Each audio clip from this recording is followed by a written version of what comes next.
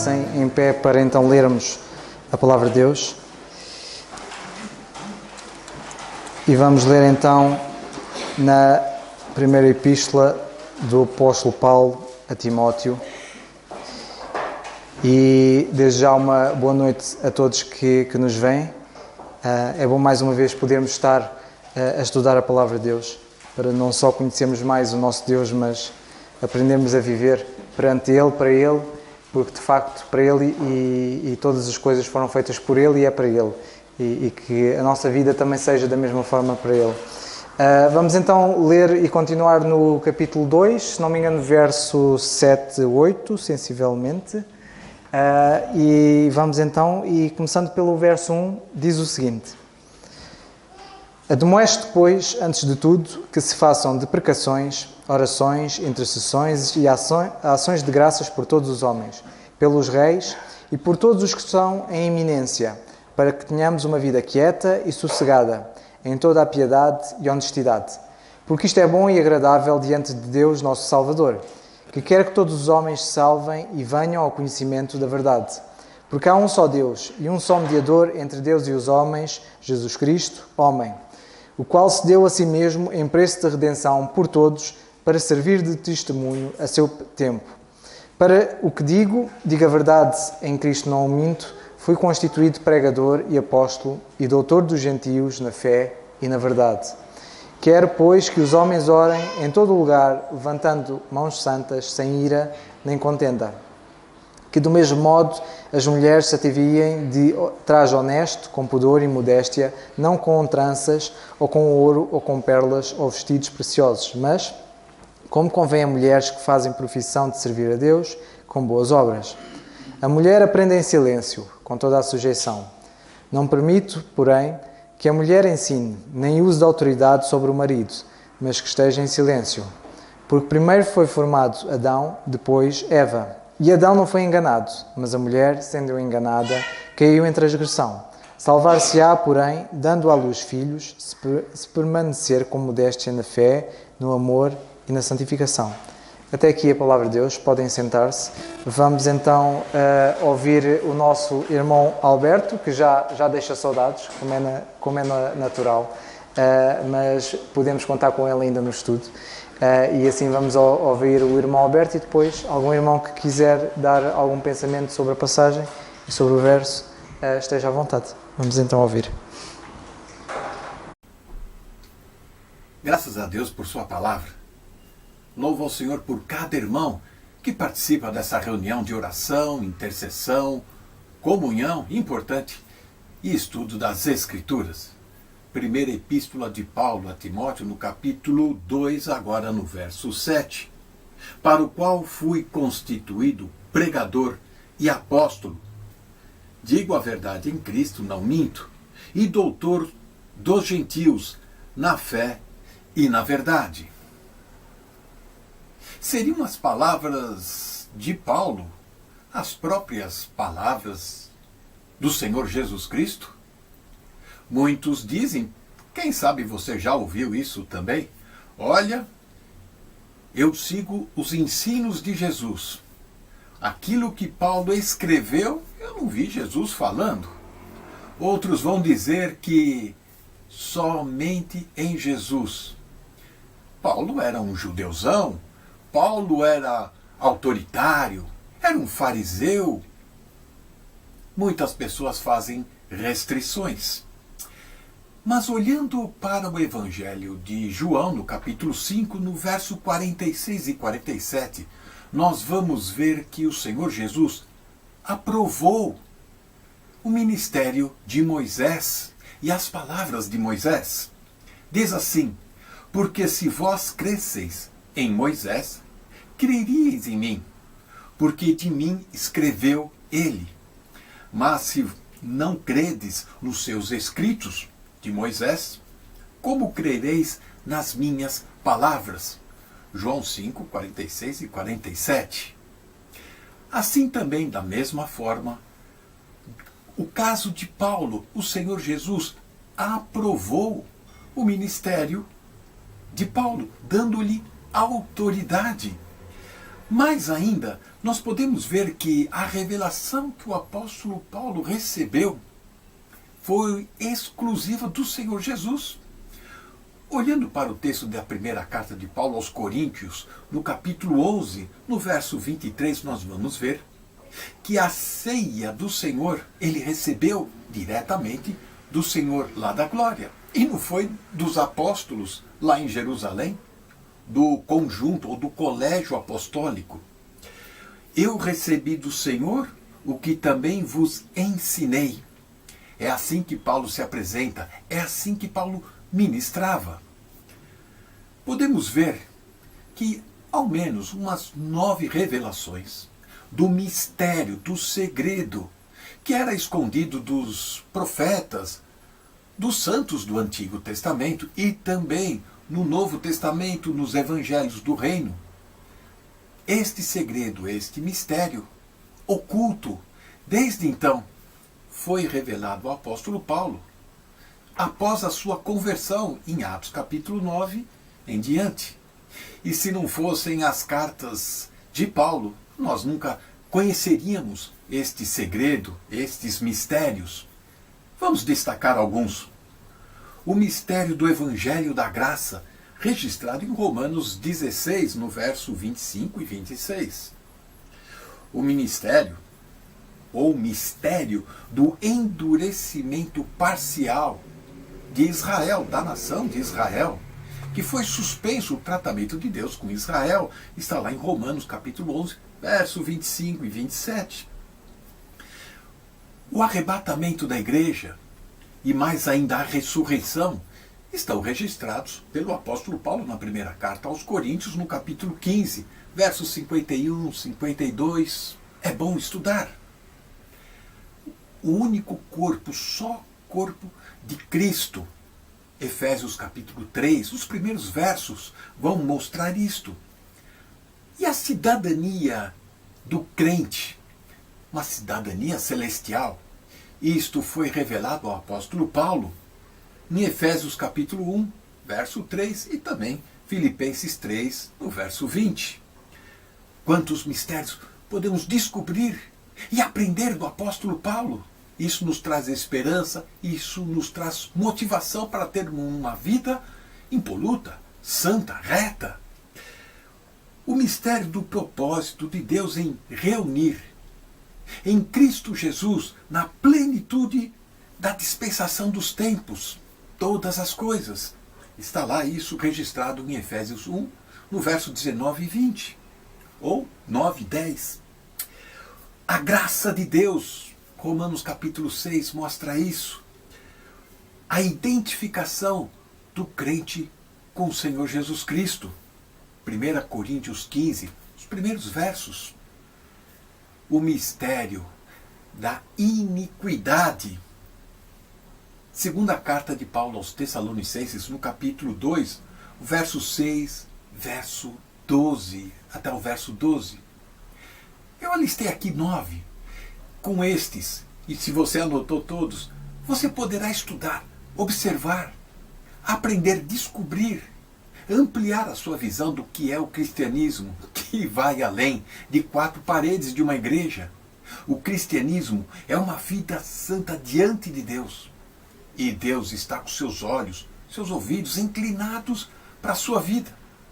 E exatamente você precisa se motivar, você precisa se converter a este padrão que o apóstolo Paulo recebeu do Senhor Jesus. E ele não recebeu apenas para ser diferente dos demais, mas para que a igreja fosse preparada para o Senhor Jesus Cristo. Se não fosse assim, o apóstolo Paulo seria então um mentiroso. Se não fosse assim, Paulo seria um intelectual teológico apenas, e seria uma farsa. Paulo, ele não só ouviu do Senhor Jesus, mas ele também viu o Senhor Jesus e recebeu dele estas palavras para ter um bom testemunho diante dos homens, do mundo, da igreja. 1 Coríntios, no capítulo 9, no primeiro verso diz assim: não sou eu o apóstolo? Ele recebeu isso do Senhor. pregador, doutor dos gentios, apóstolo, enviado, que é a palavra. Não sou eu livre? Não via Jesus Cristo, Senhor nosso? Não sois vós minha obra no Senhor? Paulo sempre foi contestado até mesmo pela igreja ou pelas igrejas e sempre deu um bom testemunho. A segunda carta de Paulo aos Coríntios é uma carta forte e mostra como Deus trabalhou na vida daquele homem e como Deus quer trabalhar na nossa vida também, independente do que as pessoas vão criticar, vão falar, vão contestar. Precisamos ter convicções da palavra de Deus, pois o próprio apóstolo Paulo, ele diz assim, na primeira epístola aos Coríntios, no capítulo 14, no verso 36 e 37. As coisas que vos escrevo são mandamentos do Senhor. É a palavra do próprio Senhor Jesus, que precisamos ouvir e cumprir. Que o Senhor possa nos abençoar. Amém.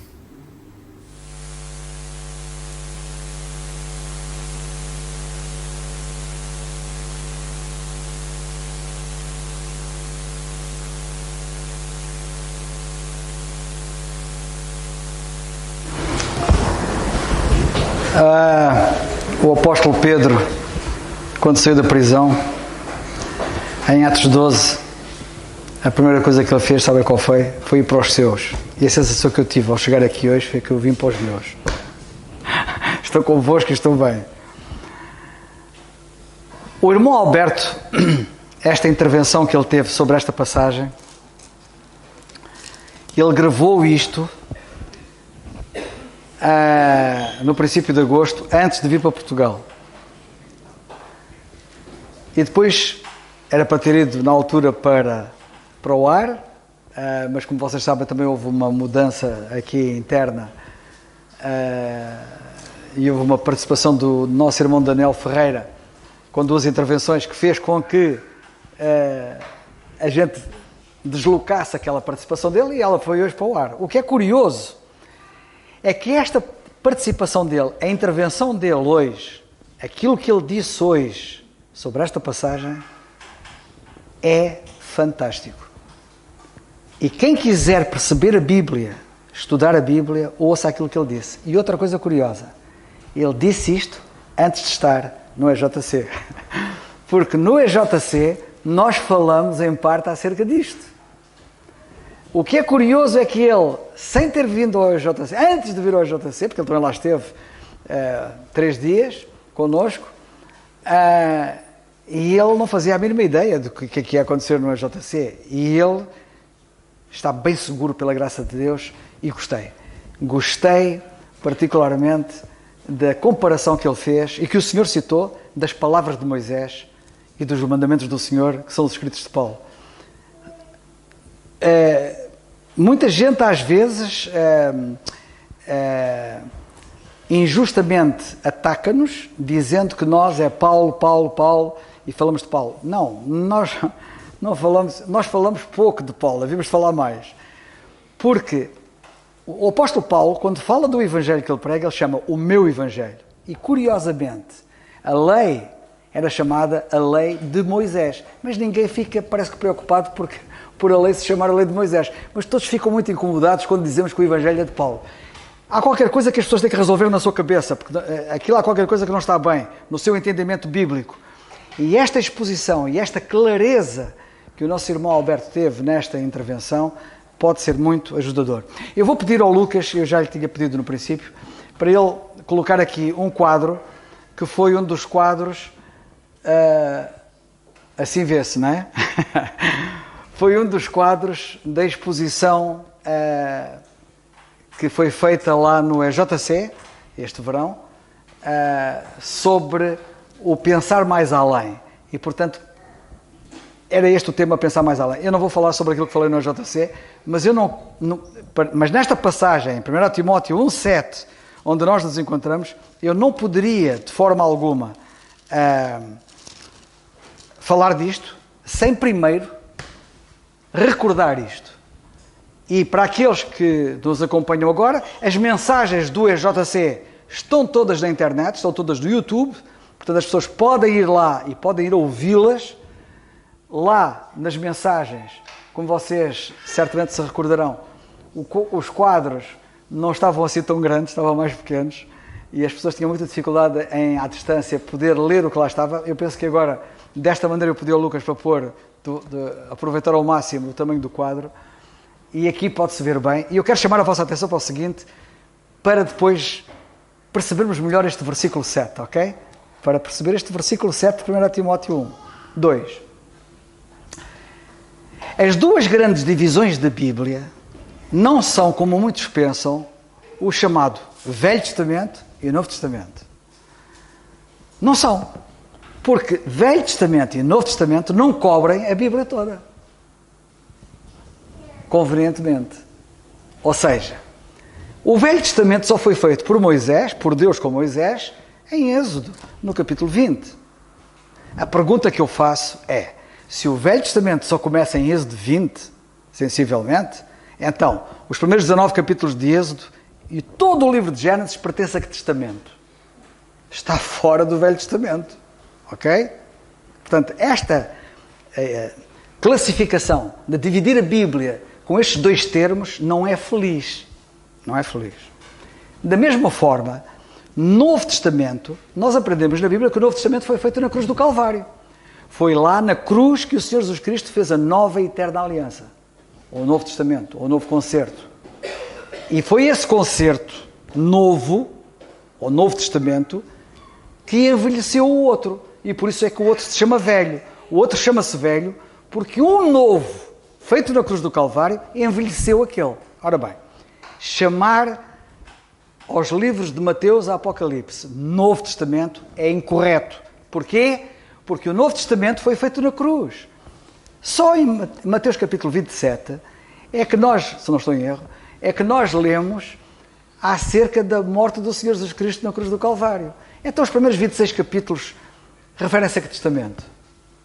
E, obviamente, refere-se ao Velho Testamento, porque o Novo Testamento envelheceu o velho e o novo foi feito na cruz. Portanto, é incorreto dizer que de Mateus a Apocalipse é Novo Testamento, porque os primeiros 26 capítulos, ou 27, de Mateus, os primeiros 15 capítulos, ou 14, de Marcos, os primeiros 20 capítulos, ou 19 capítulos, de Lucas, os primeiros 20 capítulos de João, estão todos no Velho Testamento, porque o Novo Testamento foi feito na cruz. E estão a chamar aquilo tudo de Novo Testamento. Estão a ver a incorreção da coisa.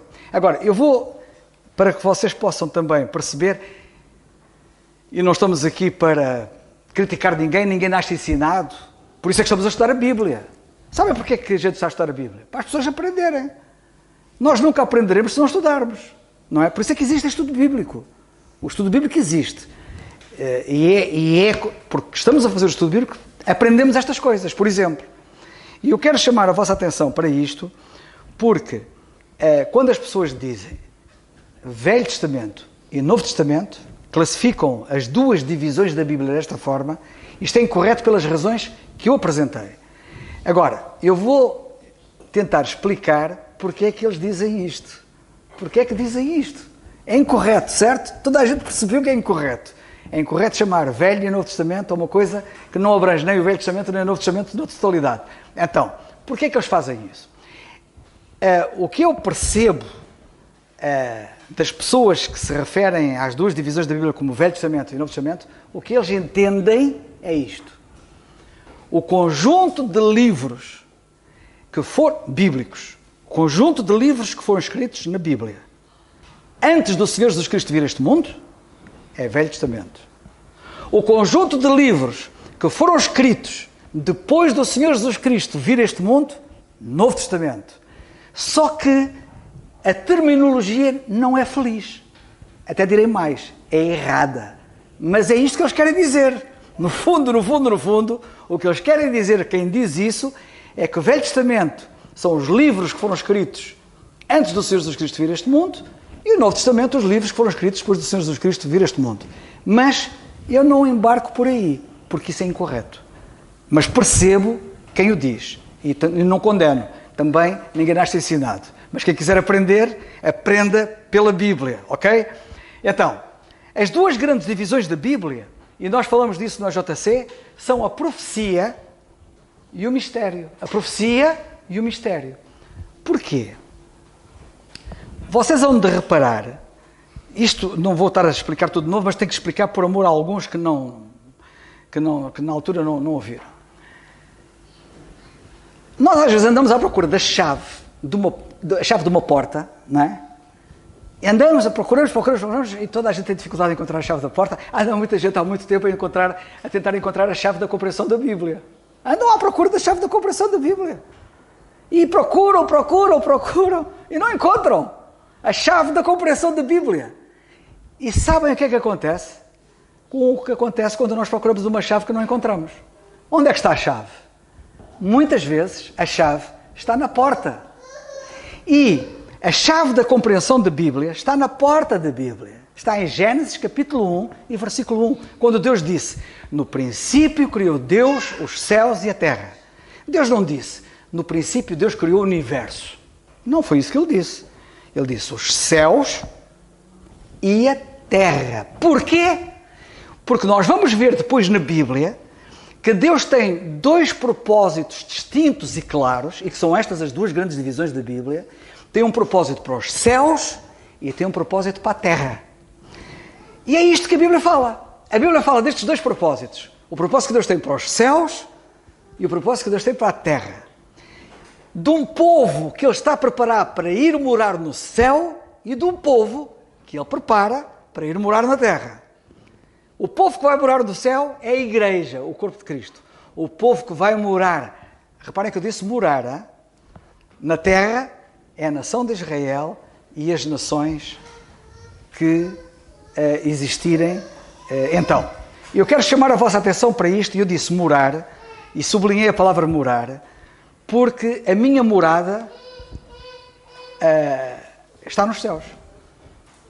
Okay? Eu, como membro do corpo de Cristo, da igreja, corpo de Cristo, a minha morada está nos céus. Mas o facto de eu morar no Laranjeiro não impede que eu venha à casa do Nando e da Wanda aqui à Quinta do Conde.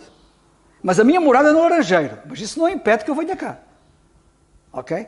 Também a minha morada é no céu e isso não vai impedir que eu venha à terra. Aliás, quem conhece a Bíblia e estuda a Bíblia sabe que o plano de Deus é haver uma intercomunicação entre os céus e a terra.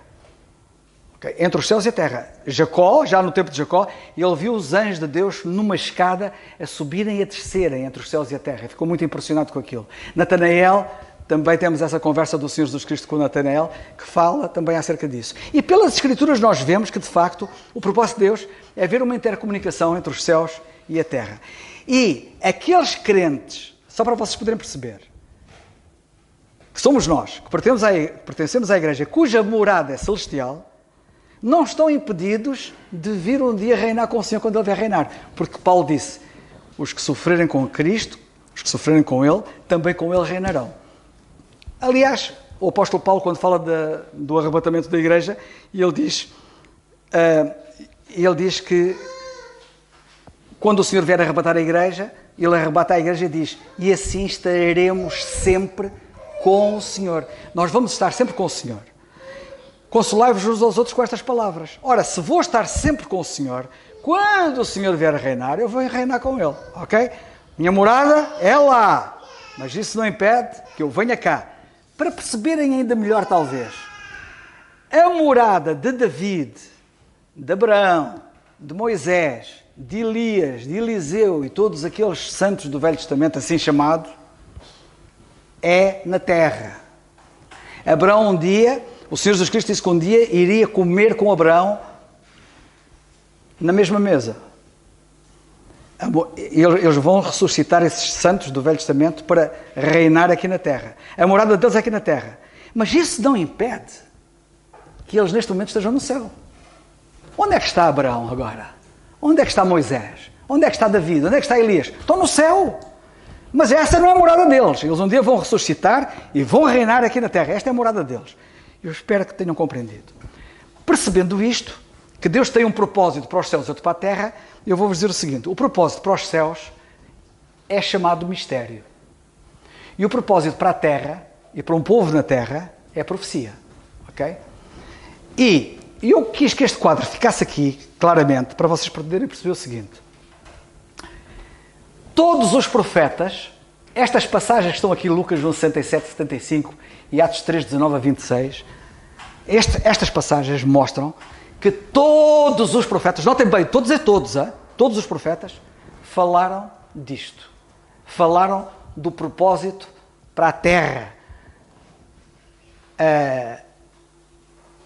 E porque todos os profetas, notem bem, porque todos os profetas falaram deste assunto, é que eu chamo a este período da profecia, porque é o tempo em que todos os profetas falaram disto. Se é tempo de profetas falarem, estamos no tempo da profecia, ok? Mas houve um tempo em que Deus, em graça, não vou entrar agora aqui em detalhes, porque seria moroso, resolveu interromper este plano da profecia. Quando tudo indicava, de acordo com a profecia, que o juízo de Deus ia cair sobre o mundo, sobre Israel e sobre as nações, ok? Quando tudo indicava, e por isso é que está aqui a profecia de Joel, em Atos 2, 16 a 20, Pedro fala dela, do cumprimento dela, e Joel fala dela, Joel 2, 28 a 31, Joel fala desta profecia, e Pedro fala do cumprimento desta profecia nos dias dele, porque ele disse, isto que está a acontecer, quando o Espírito Santo desceu em Pentecostes, é o que o profeta Joel disse. Não é eu penso, não é eu acho, isto é. Isto é o que o profeta Joel disse. Portanto, cumprimento da profecia. Só que a profecia, se vocês estudarem, não foi toda cumprida. Ela foi interrompida. Porque a parte final da profecia ficou por cumprir. Porquê? Porque a parte final da profecia é a parte do juízo. E Deus, antes de derramar o juízo, que estava profetizado, que iria acontecer, e não apenas por Joel, Deus, em graça, resolveu revelar um segredo que ele nunca tinha falado dele a ninguém. O segredo do seu amor, que era, antes do juízo cair sobre os judeus e gentios, ele ia dar uma oportunidade a ambos, em graça. E então, abriu um parênteses, por assim dizer, que é o parênteses da graça, da dispensação da graça, que pertence à Igreja Corpo de Cristo, que é o mistério, o tal segredo. A palavra mistério quer dizer segredo, ok? Mistério não é uma coisa misteriosa que ninguém entende. Mistério na Bíblia quer dizer segredo, uma coisa não revelada, oculta. E esses termos são muito utilizados pelo apóstolo Paulo em Efésios 3, 2, 5 e 9. Perdão, não é 9, é 2 e 5. Isto aqui eram parênteses. Supostamente, por isso é que apareceu lá aquilo. Colossenses 1, 26. E o apóstolo Paulo diz que este período estava oculto a todos. Todos, desde os séculos, ninguém sabia, nenhum profeta sabia. Sobre isto aqui atrás, todos os profetas falaram. Todos sabiam do que estava aqui a acontecer. E depois dá-se a interrupção. E dá-se a interrupção. Se há uma interrupção, vai haver um reatamento. Deus, entretanto, antes do juízo cair, revelou a sua graça, neste período da graça, na dispensação da graça. E para quem nos está a ouvir lá em casa, se é que já ouvistes falar da dispensação da graça de Deus que para convosco me foi dada a mim, diz Paulo. Efésios 3, 2. Ele abriu parênteses da graça, está a salvar pessoas e das pessoas salvas. O destino delas é o céu, não é a terra, ok? E este propósito que tem a ver com o céu. E quando o parênteses fechar, quando Deus entender, já chega a oportunidade, ou dito de outra maneira, quando o corpo de Cristo estiver completo, o corpo de Cristo vai se juntar à cabeça no arrebatamento. Ok? E, quando isso acontecer, então, o juízo vai acontecer. A profecia vai ser reatada. Onde é que ela foi interrompida? Na iminência de juízo. Onde é que ela vai ser reatada? Com juízo. E por isso vai surgir a grande tribulação a seguir ao arrebatamento da igreja. Estão a perceber? Estão a ver a lógica. Ok? Grande tribulação. Outro profeta que fala acerca disto é Daniel, no capítulo 9, versículos 24 a 27. Daniel fala de 70 semanas e ele diz como é que as semanas eram contadas Ele fala na contagem das 69 semanas, e entre a 69ª semana e a 70ª semana, houve uma interrupção. As semanas começaram a ser contadas e elas foram interrompidas. E foram interrompidas depois do Senhor estar cá na terra e de ter oferecido o reino à nação de Israel e a nação de Israel ter recusado. A 70ª semana não se cumpriu ainda.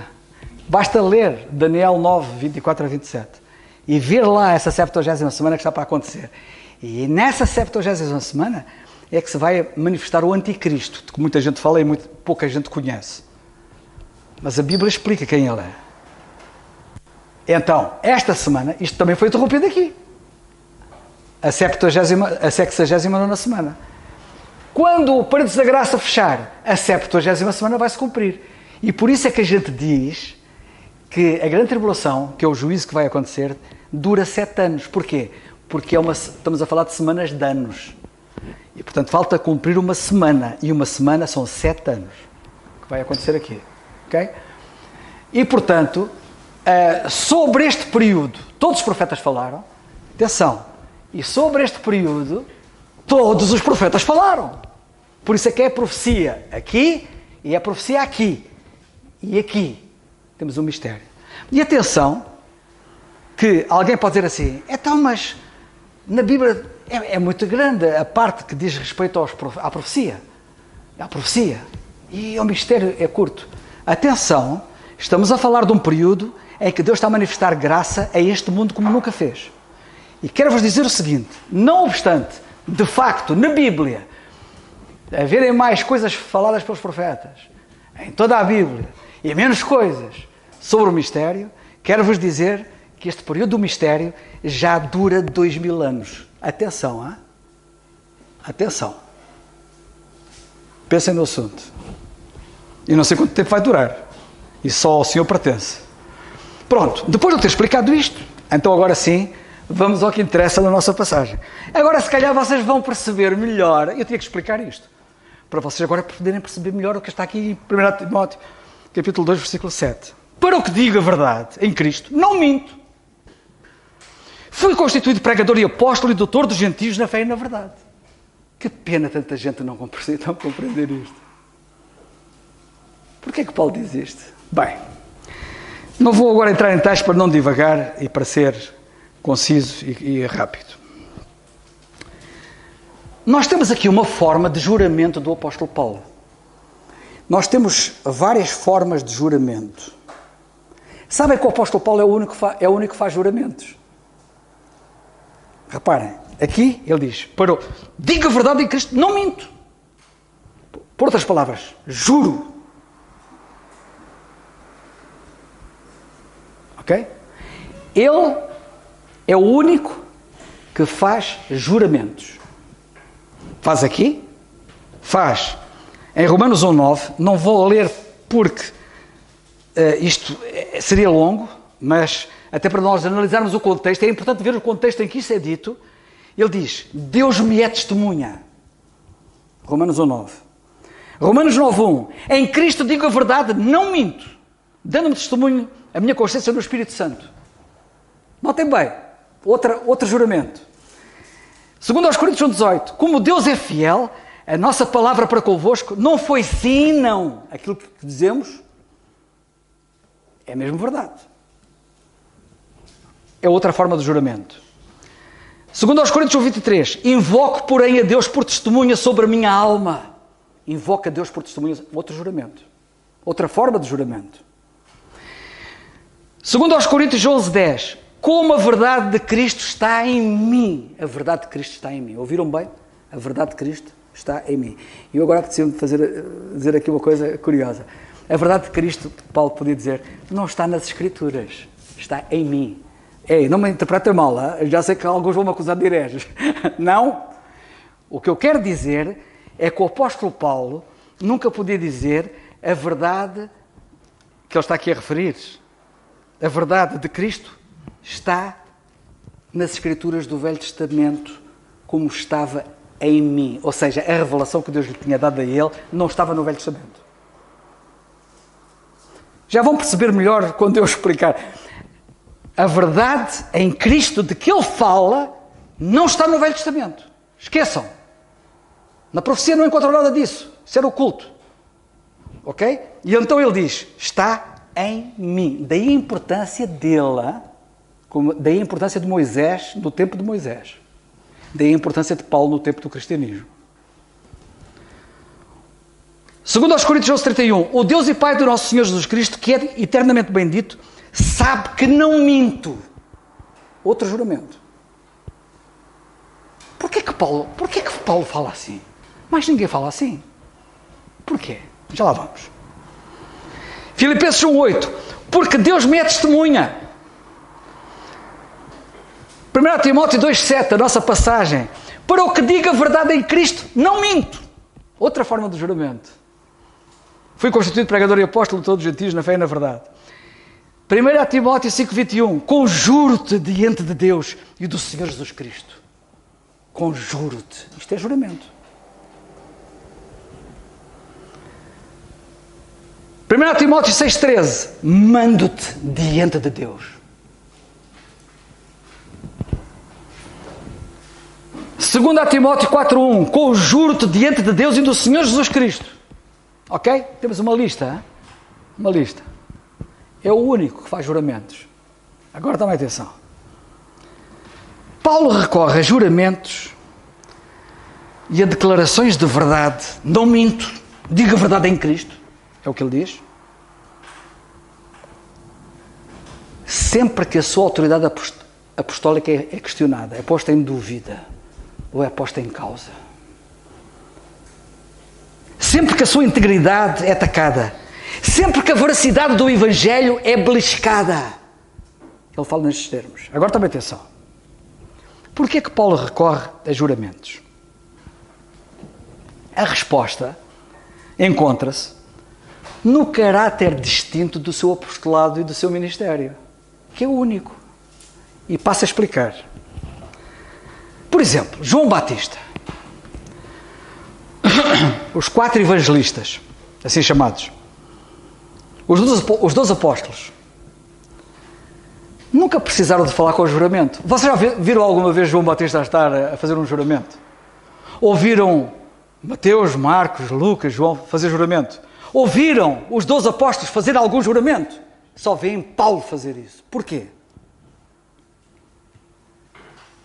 Porque aquilo que eles falavam, aquilo que João Batista pregava, aquilo que os 12 pregavam, aquilo que todos esses crentes anunciavam, já tinha sido profetizado. Já tinha sido profetizado.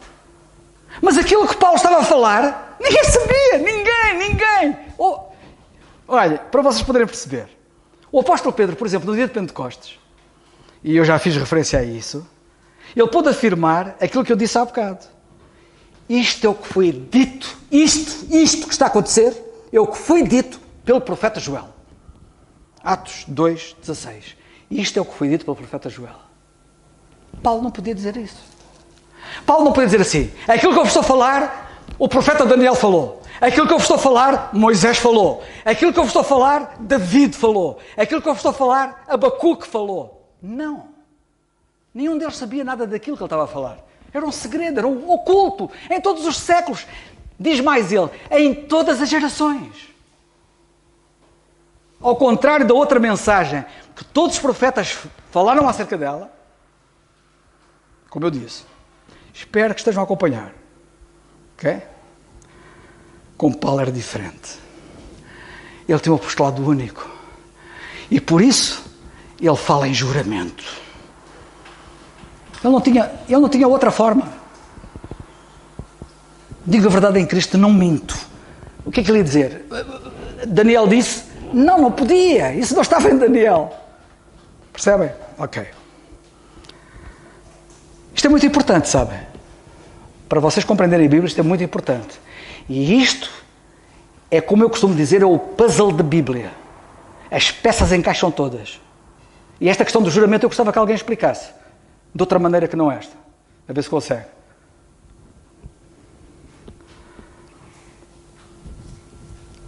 É curioso que ele, por exemplo, faz uma grande veemência sobre este juramento a duas igrejas em particular, aos Gálatas e aos Coríntios. Sabem porquê? Porque eles puseram em causa o seu apostolado. Eles puseram em causa o seu apostolado.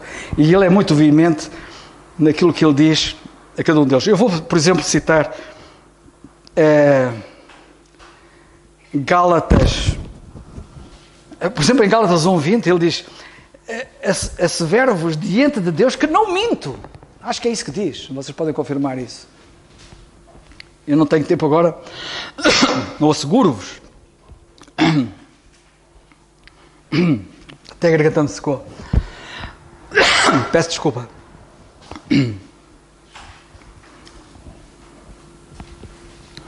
Aos Coríntios ele disse: invoco a Deus como testemunha contra a minha própria vida.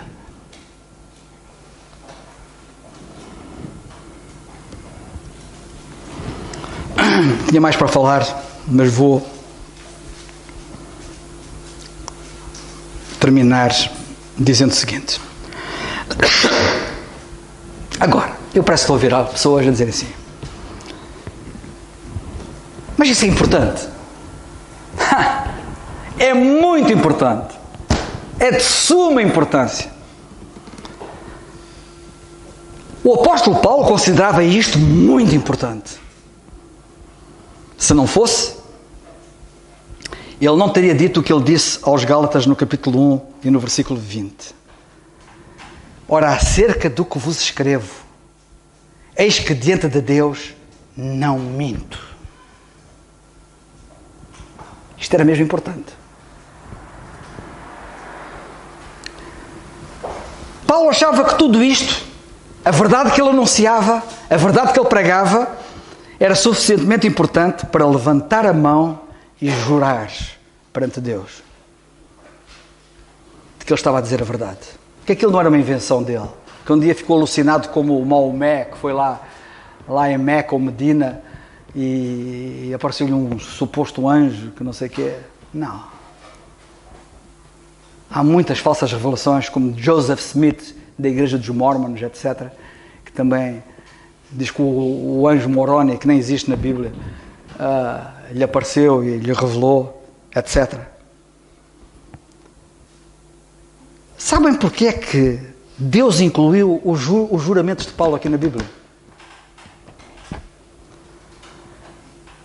Porque ele sabia que haveriam sempre crentes que iriam dizer, como têm dito, que Paulo pregava a mesma coisa que os 12 pregavam. Não pregava, não. O apóstolo Paulo não pregava o mesmo que os 12 pregaram. Os 12 tiveram que aprender de Paulo o que ele pregava para eles passarem a pregar como ele pregava. E quando em Gálatas 2 ele foi a Jerusalém, subido por uma revelação, e foi ter com Pedro, Tiago e João, foi-lhes expor aquilo que ele pregava. Não foi o contrário. O que é que vocês acham? Quem é que era crente há mais tempo? Era Pedro. O que é que faria sentido? Que Pedro pegasse no novato Paulo e lhe ensinasse as coisas que ele ainda não sabia, certo? Mas não foi isso que aconteceu. Foi Paulo, o novato, que foi a Pedro, o velhote, explicar-lhe aquilo que ele não sabia. Porquê? Porque o Senhor da Glória deu-lhe revelações exclusivas a ele, que ele depois explica aos outros. Incluindo a Pedro, está tudo explicado em Gálatas capítulo 2, podem ler isso. Eu acho graça porque uma vez vi um filme, a preto e branco, há muitos anos. Estava a dar um filme no tempo da Páscoa. Eu não estava a ver o filme. Eu cheguei a casa até tarde. O meu pai estava a ver o filme e era a preto e branco. Eu lembro-me que era a preto e branco. E parei ali, sentei-me ali um bocado e vi um bocado. E então a parte que eu vi era a parte de esta cena que eles tentaram retratar no filme, mal retratada, em que apresentava Paulo ir ter com Pedro, Tiago e João. E então o filme dizia que ele foi ter com Pedro, Tiago e João para receber instruções. O quê? Leiam a Bíblia. Ele foi receber instruções. Ele foi dar instruções.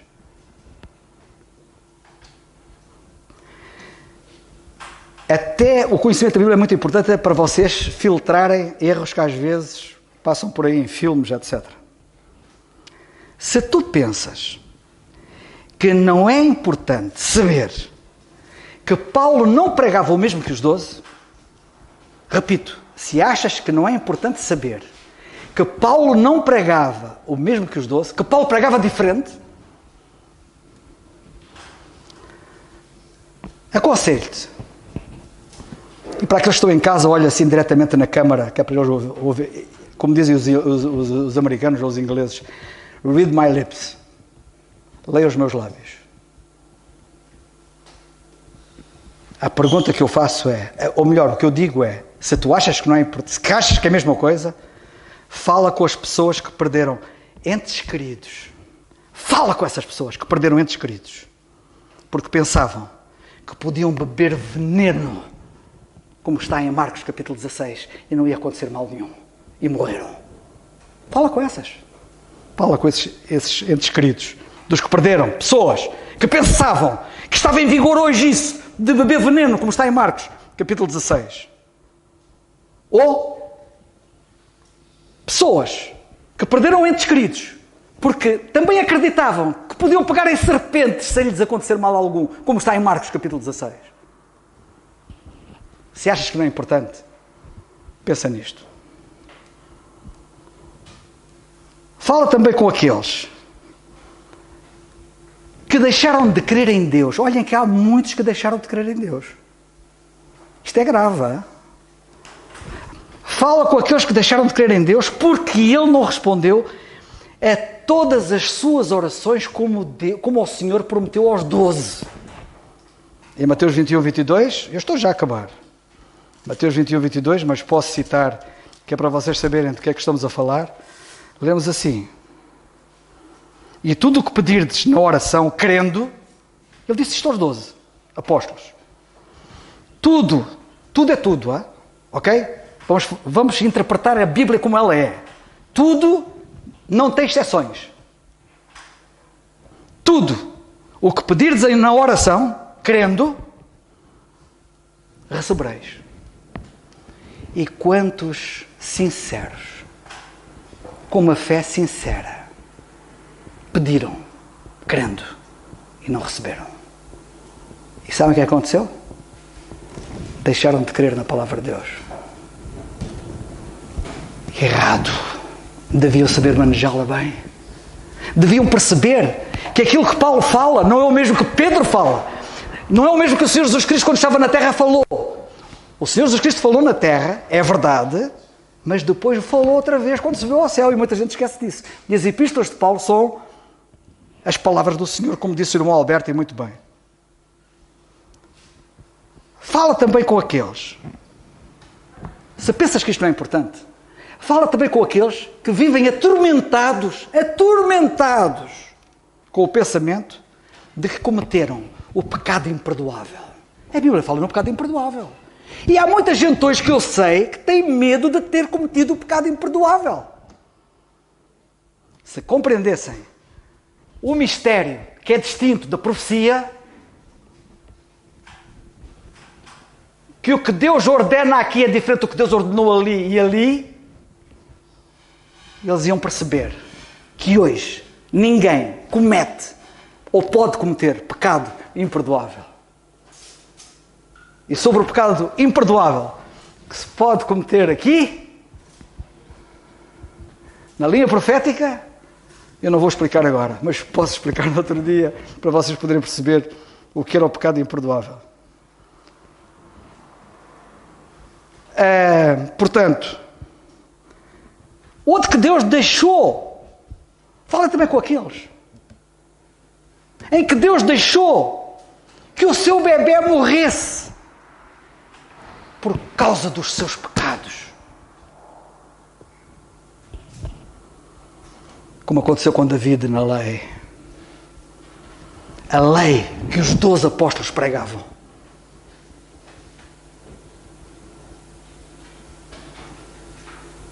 Não tem nada a ver. E há quem pense que é tudo a mesma coisa. Será que é tudo a mesma coisa? Foi por isto que o apóstolo Paulo jurou que não recebeu a sua mensagem dos 12, e é por isso que Deus registrou o seu juramento na Bíblia, para que soubéssemos o quão crucial e importante é proclamarmos o Evangelho dado ao apóstolo Paulo. Que Deus nos abençoe.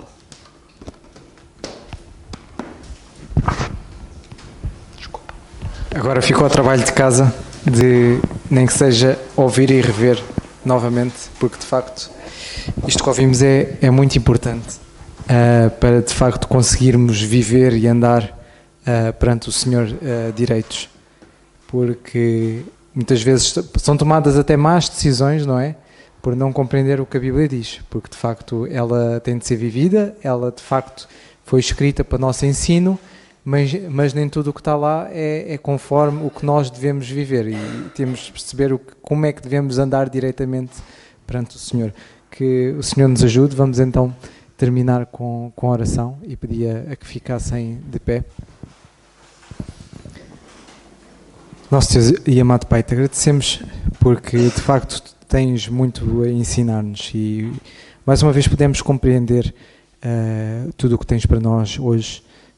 Ajuda-nos a perceber, a estudar bem mais, para que consigamos controlar não só as nossas decisões, como as nossas ações, como percebermos o que é que podemos esperar de Ti e o que Tu esperas de nós.